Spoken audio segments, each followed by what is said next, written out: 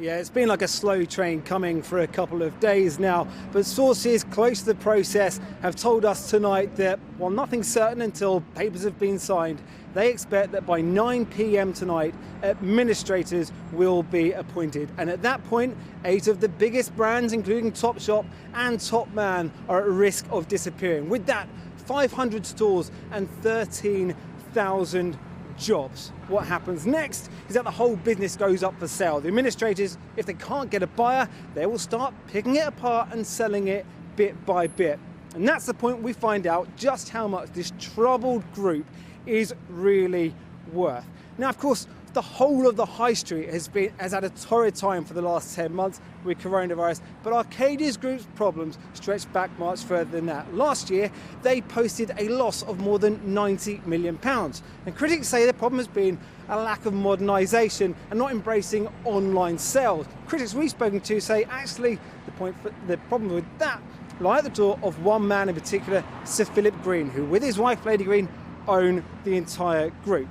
Now, this is a big loss, not just for the high street, not just for the 13,000 people that work across all of their stores, but there are 10,000 people who have money tied up in the pension scheme. And people estimate, or analysts estimate, that there is a black hole in that pension scheme worth more than £350 million. Last year, Sir Philip agreed a deal where his wife would pay £100 million over 3 years into the fund, with another £200 million secured against property and company assets.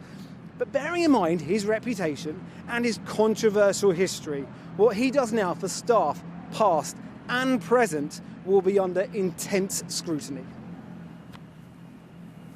Well, now joining us now is Lord Miners, City Minister under Gordon Brown. He's also a former business rival of Sir Philip Green, having fought off the Arcadia's boss's attempt to take over Marks and Spencer's in the early 2000s. Thanks very much for joining us, Lord Miners.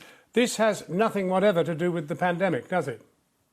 No, John. The decline of the Arcadia brands has been ongoing now for the best part of a dozen years. Sir Philip really only had one strong brand in Topshop. The rest of them were losing market share and becoming increasingly insignificant. He was underinvesting in his stores, and he never really understood online retailing. So whereas other groups were making a transition to online, people like Next and Marks and Spencer, Sir Philip was not doing that. Well, he calls himself a retailer. What do you call him?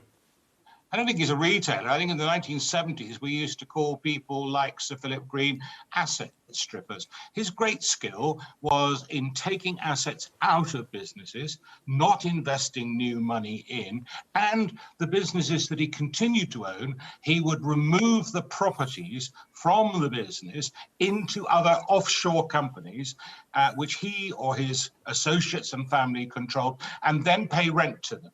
The benefit of this, John, was that the cost of the rent reduced his taxable profits in the UK, whilst the rent received was normally overseas, where it suffered no tax at all. So he was extremely good at financial engineering. But to describe him as a retailer is really to stretch the point. As I said, he only really had one successful brand, Topshop, and that actually had been built up by Miss Shepherd rather than by Mr. Green. Well, now, Mike Ashley has offered him £50 million, but, of course, Sir Philip has turned it down. Why do you think? Well, I don't think £50 million is going to make the difference at all. I think we're talking here about a need for several hundreds of millions of pounds. Mike Ashley is a long-term rival of Sir Philip, and I think there's a little bit here of one-upmanship by Ashley making this offer, but £50 million is nothing like enough. And John, we need to remember these pensioners. They work the hours for Sir Philip. A pension is a form of deferred pay. You've done the work, you get salary, and you get a contribution to your pension. And Sir Philip didn't put the money into the pension scheme. So the employees have done their side of the deal, and now, regardless of whether he has a legal obligation, he really should use some of his massive continuing wealth to ensure that ordinary employees, colleagues, pensioners of the scheme do not suffer. Well, as I said at the beginning, you're the former city minister. Is there actually a mechanism, particularly as a lot of it's still in offshore accounts, of getting this money off Sir Philip? No, I think we saw in the case of BHS in the end, out of his generosity of his own heart, he put the money into the BHS scheme. I'm afraid the same thing applies here. Otherwise, the cost will be borne by the Pension Protection Fund, which is a mutual, which is supported by all pension schemes. I mean, somebody pays in the end, John, and it's either Sir Philip or it's the Pension Protection Fund, or because all pensioners who are not currently receiving a pension will suffer a reduction in their pension of at least 10%. It's Sir Philip's own ex-employees, and he really should do the decent thing here. This is a man who likes to boast that he's a knight of the realm and a billionaire.